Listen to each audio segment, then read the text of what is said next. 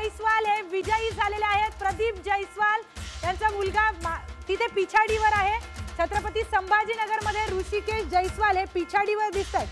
पण एकूणच जर सकाळपासून आपण आघाडी पिछाडी जाणून घेतली तर आमदार सुपुत्र असतील, नेत्यांचे पुत्र असतील, त्यांची मात्र या निकालात कुठेही आघाडी होताना दिसत नाही। तेच पुण्यात आपण पाहिलं आणि आता छत्रपती संभाजीनगर मध्ये तर आमदार प्रदीप जयस्वाल यांची प्रतिष्ठा पडायला लागलेली आहे। नाशिक, पुन्हा एकदा नाशिक, भाजप 27, सिद्धार्थ बनसोडे हा आघाडीवरती असल्याचं कळतंय।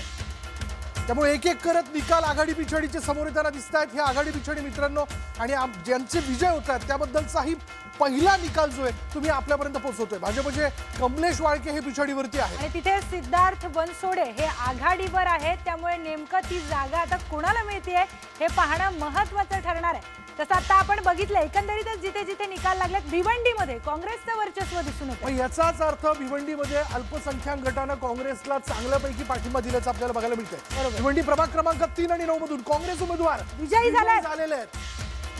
तर भिवंडीमधून आपण बघतोय काँग्रेसचे उमेदवार हे विजयी झालेले आहेत प्रभाग क्रमांक 3 आणि 9 मधून। त्यामुळे भिवंडीमध्ये काँग्रेसनं आपलं वर्चस्व हे कायम ठेवलेलं आहे। आता तरी असं चित्र दिसून येतंय। बिलकुल म्हणजे ठाण्यातनं निघा, बायपासला या, बायपासपासून तुम्ही डाव्या हाताला वळलात की भिवंडीचं परिक्षेत्र सगळं सुरू होतं। कोल्हापूरमधून काँग्रेस 23 जागांवर आघाडीवर आहे तर भाजप 27 जागांवर आघाडीवर आहे। त्यामुळे महाडिक काय ऐकताना दिसत नाहीये। त्यामुळे हा ठसका जो आहे तो जोरदार काँग्रेसला लागतोय की का असं म्हणावं लागेल। निश्चितच आता धुळ्याची सुद्धा आकडेवारी समोर आली आहे। धुळ्यामध्ये भाजप 22 जागांवर आघाडीवर दिसून येत आहे। धुळ्यामध्ये MIM 4 तर शिवसेना 3 जागांवर आघाडीवर आहे। प्रियंका, या सगळ्याच्यात MIM कशा पद्धतीने पुन्हा एकदा आघाडी घेते 2017 नंतर हे बघितलं पाहिजे। धुळ्यात देखील गेल्या वेळी त्यांनी आपण पाहिलं तर चांगल्यापैकी त्यांची फिगर, त्यांचा आकडा निवडून आणला होता आणि यंदा ते 4 जागांवरती धुळ्यामध्ये आघाडीवर असल्याचं बघायला मिळतंय। मालेगावमध्ये देखील काय घडतंय, भिवंडीत देखील काय घडतंय हे आपल्याला पाहावं लागणार आहे, कारण MIM ने तिथं आपल्या जागा दिलेल्या होत्या। शिवाय छत्रपती संभाजीनगर, चला पक्षीय बलाबल, वसई विरार शहर महानगरपालिका यामध्ये आपण जर पाहिलं तर भाजप 48, शिवसेना काहीच नाही, राष्ट्रवादी कुठेच दिसत नाही, शिवसेना UBTCचा एक जागा जी ती त्यांची आघाडीवरती दिसते। पण यामध्ये भाजपला जर कोणी टस्तर देत असेल तर ते बहुजन विकास आघाडी आहे। बहुजन विकास आघाडीचा आत्ताचा आकडा जर आपण लक्षात घ्यायचा झाला तर ते देखील या ठिकाणी समोर आणणं आवश्यक ठरेल, तो देखील आपण जाणून घेऊयात। पण हितेंद्र ठाकूर यामध्ये आघाडीवरती असल्याचं आपल्याला पाहायला मिळतंय। अपेक्षित होतं की सत्तेच्या दिशेने ते वाटचाल करतील। बरोबर, ते 84 जागांवर आघाडीवर होते। भाजपचे शिवानंद शेट्टी यांचा विजय झालेला आहे। मोठी बातमी आपण बघतोय, भाजपचे शिवानंद शेट्टी, ठाकरेंच्या संजय भोसलेंचा तिथे पराभव झालाय आणि शिवानंद शेट्टी यांचा विजय झालेला आहे। विजयाचा गुलाल त्यांनी तिथे उधळलेला आहे। विशाल सर, त्यामुळे आज गुलाल कोणाचा असं म्हणत असताना जर आपण लक्षात घेतलं तर मुंबई असेल, नाशिक असेल, छत्रपती संभाजीनगर असेल, मालेगाव असेल, एकूण 29 राज्यातल्या महापालिका यामध्ये विजय पराभव हा समोर दिसणार आहे। भाजपचे शिवानंद शेट्टी आता एक क्षणाला विजयी झाल्याचं आपण बघतोय। त्यामुळे ठाकरेंच्या संजय भोसलेंना त्यांनी पराभवाची धूळ चाकरी। एकंदरीत जी आकडेवारी आपल्या समोर येते किंवा जे उमेदवार विजयी झालेत त्यातून एकच चित्र स्पष्ट होत आहे की जे काही प्रतिष्ठित आहेत त्यांना जनतेने डावललेलं आहे। त्यांना जनतेने दाखवून दिलंय की आम्ही प्रतिष्ठितांना पुढे न करता आम्ही सामान्य उमेदवारांनाच पुढे करणार आणि त्यांनाच आपला पाठिंबा दर्शवणार, अशीच आकडेवारी समोर आली आहे। मुंबईमध्ये आपण बघतोय 106 जण महायुतीचे उमेदवार आघाडीवर आहेत। तेच आपण बघतोय ठाकरे बंधू 64 जागांवर आघाडीवर आहे। मुंबई वार्ड क्रमांक 104 भाजपचे प्रकाश गंगाधरे विजयी झालेले आहेत। मोठी बातमी आपण बघतोय, वॉर्ड क्रमांक 104 मध्ये भाजपचे गंगाधर हे विजयी झालेले आहेत। त्याचबरोबर पुण्यातून ब्रेकिंग, भाजपचे 90 उमेदवार हे आघाडीवर आहेत। पुण्यामध्ये गड कोण राखणार याची उत्सुकता राज्याला लागलेली होती आणि त्यामध्ये आपण बघतोय भाजप आघाडीवर आहे आणि राष्ट्रवादी 20 जागांवर तिथे पुण्यातच आघाडीवर आहे। पुण्यामध्ये दादा विरुद्ध अण्णा असा संघर्ष दिसून आलेला होता आणि त्यामध्येच आघाडीवर आहे भाजप पुण्यातून।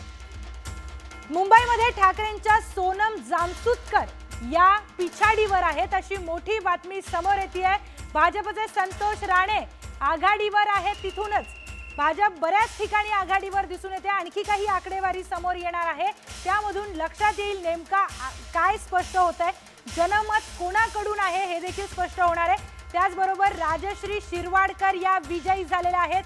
मोठी लढत माधुरी भिसे यांचा पराभव झालाय। शिवसेना उभाटाच्या या उमेदवार होत्या, यांचा पराभव झालाय। कोण होणार राज्यातल्या 29 महापालिकांचा सत्तेचा कारभारी? महापालिकेची चावी कोणाच्या हाती असणार, कोणाचा असणार महापौर, याबद्दलची इत्थंभूत बातमी, प्रत्येक अपडेट, आघाडी पिछाडी आपण पाहताय न्यूज 18 मराठीच्या स्क्रीनवरती। मुंबईत ठाकरेंच्या सोनम जामसुदकर या पिछाडीवरती आहेत, तर दुसरीकडे आपण जर पाहिलं तर भाजपचे संतोष राणे आघाडीवरती असल्याचं कळत आहे। त्याच्यामुळे 100चा आघाडीचा आकडा जो आहे तो महायुतीने पार केलेला आहे, सत्तेच्या दिशेने त्यांची वाटचाल होते। या सगळ्यांमध्ये विशाल सर एक गोष्ट आणखी एक सांगायची आहे, न्यूज 18 मराठी या सगळ्यांमध्ये आघाडीवर आहे, कारण तुम्हीच न्यूज 18 मराठीला आघाडीवर आणलेलं आहे। त्यामुळे सगळ्या प्रेक्षकांचे धन्यवाद। तुम्ही फोनवर बघत असाल तर थँक्यू स्पेशल तुम्हाला, आणि त्यामुळे न्यूज 18 मराठी आमचं चॅनल आघाडीवर आलेलं आहे। बिलकुल बिलकुल। जळगाव प्रभाग 15 मध्ये शिवसेनेचा एक उमेदवार विजयी झाल्याचं कळतंय। मनागाव, मनादेश, खानदेश, जळगाव तसं बघायला गेलं तर उत्तर महाराष्ट्राचा प्रवेशद्वार म्हणून देखील जळगावला ओळखलं जातं। मुंबईत वॉर्ड 155 मध्ये भाजपचे रवी राजा हे पिछाडीवरती असल्याचं कळतं। हेच रवी राजा जे यापूर्वी काँग्रेसमध्ये होते, बरोबर, आणि आता ते भाजपमध्ये आले। त्यामुळे ज्या उमेदवारांनी ऐनवेळी पक्ष बदललाय त्या उमेदवारांना जनतेने आपला कौल दिलेला आहे। जनतेने दाखवून दिलाय की तुम्ही 4 पक्ष बदलले तरी आमचं मत आम्ही ठरलेल्या उमेदवारालाच देणार, ठरलेल्या पक्षालाच देणार, आणि त्यांनी ते दिलंय। मुंबईमध्ये वॉर्ड क्रमांक 125 मध्ये भाजपचे रवी राजा हे पिछाडीवर आहेत। 1756 मतांनी ते पिछाडीवर आहेत। मोठी बातमी आपण बघतोय, हे मोठं नाव आहे मुंबईमध्ये। आता आणखी काय होतं पूर्ण निकाल आल्यावर ते पाहूयात। उबाठाचे जगदीश मकुनी हे तिथूनच आघाडीवर आहेत। रवी राजा सोबत काटेकी टक्कर त्यांची आहे आणि तिथे ते आघाडीवर आहेत। आणि वॉर्ड क्रमांक 125 मधून रवी राजा हे पिछाडीवर गेलेले आहेत। मोठी बातमी आपण बघतोय, मुंबई महानगरपालिकेवर गल्लीपासून दिल्ली पर्यंत, साऊथ पासून नॉर्थ पर्यंत सगळ्यांचं लक्ष मुंबई महानगरपालिकेवर आहे, कारण 9 राज्यांपेक्षा जास्त बजेट हे मुंबई महानगरपालिकेचं आहे। त्यामुळे मुंबई महानगरपालिकेवर सगळ्यांचं लक्ष आहे, सगळ्यांची नजर आहे। त्यामुळे मुंबई महानगरपालिकेवर कोणत्या पक्षाचा झेंडा फडकतो हे पाहणं सगळ्याच राज्यासाठी आपल्या महत्त्वाचं आहे। त्यामुळे राज्याचं लक्ष लागलंय मुंबई महानगरपालिकेवर, पण असं असतानाच बाकीच्या ज्या 28 महानगरपालिका आहेत त्या सुद्धा तितक्याच महत्त्वाच्या आहेत। त्यामुळे तुम्ही ज्या ज्या जिल्ह्यातून आमची बातमी पाहताय त्या त्या जिल्ह्याचा सगळा निकाल तुमच्यापर्यंत आम्ही पोहोचवतो आहोत। चला, एकूणच आतापर्यंतची आकडेवारी लक्षात घेतली तर विविध ठिकाणचे निकाल समोर येताना दिसत आहेत। उल्हासनगरमध्ये देखील शिवसेनेचे 7 उमेदवार विजयी झालेले आहेत। उल्हासनगरमध्ये तसं बघायला गेलं तर लढत जी होती ती आमदार वर्सेस खासदार, म्हणजे खासदार श्रीकांत शिंदे यांच्या मतदारसंघात येणारा हा सगळा भाग आहे उल्हासनगर। दुसरीकडे तिथले स्थानिक आमदार ऐलानी होते, त्याच्यामुळे दोघांमध्ये ही सगळी लढत होत असताना उल्हासनगरमध्ये शिवसेनेचे आतापर्यंत 7 उमेदवार विजयी झाल्याचं कळतंय। दोघेही वेगवेगळे लढत होते, दोघांमध्ये युती होऊ शकली नाही। उल्हासनगरचं गणित जे ते वेगळ्या पद्धतीने मांडलं गेलं, त्याच्यामुळे उल्हासनगरमध्ये आता शिवसेनेच्या 7 उमेदवारांचा विजय झाल्याचं कळतंय। त्यामुळे आता पाहूयात ही विजयाची आघाडी बऱ्याच एकनाथ ठिकाणी शिंदे कायम ठेवतात का, श्रीकांत शिंदे कायम ठेवतात का, असं आपण म्हणूयात। बऱ्याच ठिकाणी असं झालंय विशाल सर की महायुती वर्सेस महायुती आपण बघितली ही लढत, आणि बऱ्याच ठिकाणी असं देखील झालंय की अपेक्षा नव्हती असे उमेदवार देखील त्यांना देखील आघाडी मिळालेली आहे।